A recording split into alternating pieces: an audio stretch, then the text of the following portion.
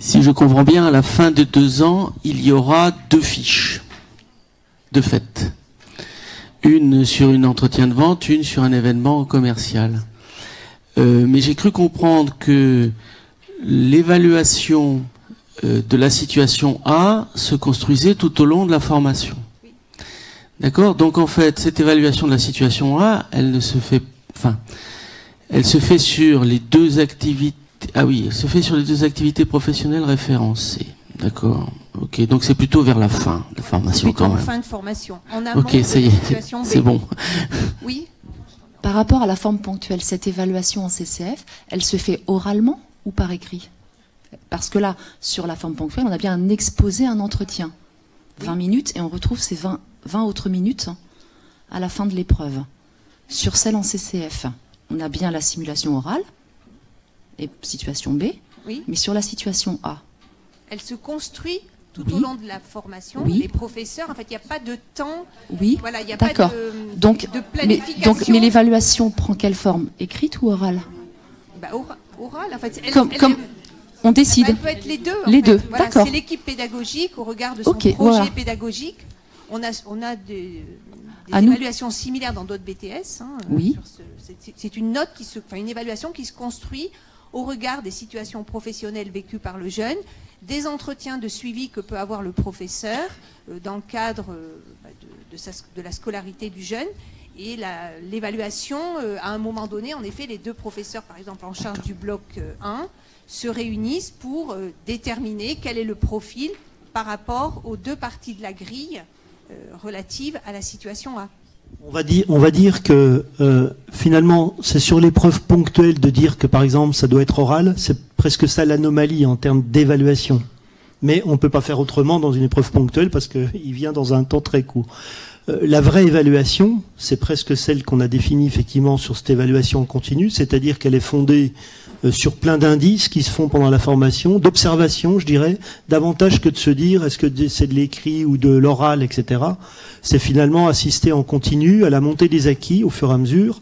Et je crois que l'idée la plus proche, c'est celle d'un bilan de compétences qui peut être fait à un moment donné avec tous les indices que j'ai pu accumuler, que j'ai pu voir, etc. Je suis capable, moi, enseignant parce que j'ai suivi ces acquis dans la formation, de renseigner effectivement ces cases. Donc on est moins sur la forme de l'épreuve quand on est en continu, quand on est en observation en continu, que lorsqu'on est sur une épreuve ponctuelle où il faut décréter une forme de manière... Il y a une réflexion aussi qui a été faite, c'est que pour la simulation, alors vous le savez, on l'a vu ici, en ponctuel, on donne le sujet 40 minutes avant. Et pour le CCF, ça a été dit, on le donne suffisamment tôt à l'avance. Petite imprécision dans le suffisamment tôt. Qu'est-ce que ça veut dire suffisamment tôt? Donc on en a discuté hier entre nous. Première chose, d'abord, il faudra l'évaluer dans toute sa richesse, l'étudiant. Ça veut dire le truc de lui dire, moi je lui donne 40 minutes avant et puis pas plus parce qu'il faut qu'il soit comme les autres, ainsi de suite. Je pense pas que ça soit une bonne chose, de mon point de vue. Ça veut dire que si on lui donne, ne serait-ce que quelques jours avant, il peut travailler réellement cette situation et on va pouvoir faire une vraie simulation qui va être encore plus riche. Et tant mieux, et il ne faut pas se priver de ça. Alors, pour qu'il y ait une forme de compromis un peu entre nous tous, on pense que de l'ordre de la semaine avant, c'est jouable. Voilà, on se le dit, c'est un arrangement comme ça, on a mis suffisamment tôt dans le référentiel pour être souple et que finalement chacun d'entre vous puissiez faire un peu ce que vous vouliez.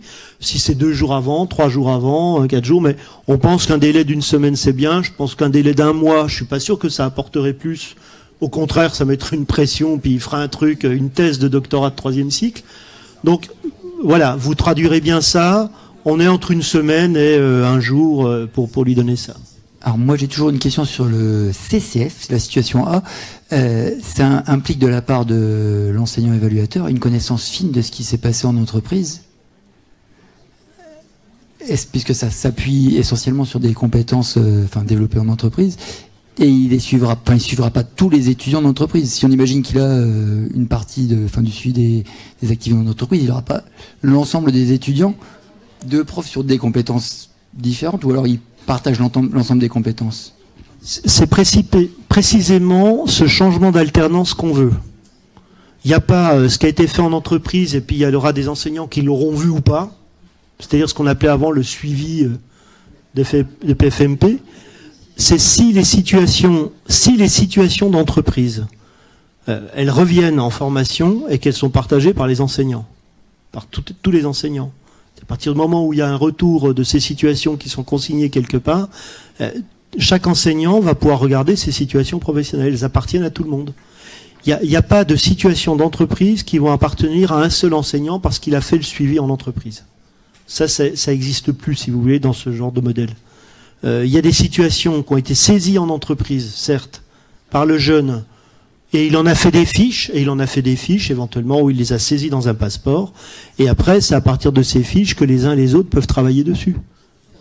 La véracité de l'activité, alors ça, c'est intéressant, votre question. Très intéressante. Vous avez très bien fait de la poser. On se débarrasse de ces histoires de preuves qui nous ont pollués. Vous le savez bien, vous avez plus souffert que nous, même de ça. C'est-à-dire que quand on interrogeait des étudiants et qu'on se mettait à se transformer en Colombo, et on n'interrogeait même plus sur les compétences, on était en train de vérifier si c'était vrai ou pas ce qu'ils nous racontaient. En fin de compte, la compétence, vous voyez qu'un jury ou n'importe qui d'autre, même une situation qui est rapportée, qui a peut-être été fabriquée, j'en sais rien, à partir du moment où on la rend complexe, on met de la criticité, qu'on regarde sa réaction par rapport à la variabilité de la situation, eh ben, si il peut traiter cette variabilité, ben, ça nous va. Et je suis pas là-dessus. Pardon ? Oui, mais sur la variabilité, elle est observée tout au fur et à mesure de la formation. C'est pas un acte formel comme on a dans l'épreuve ponctuelle.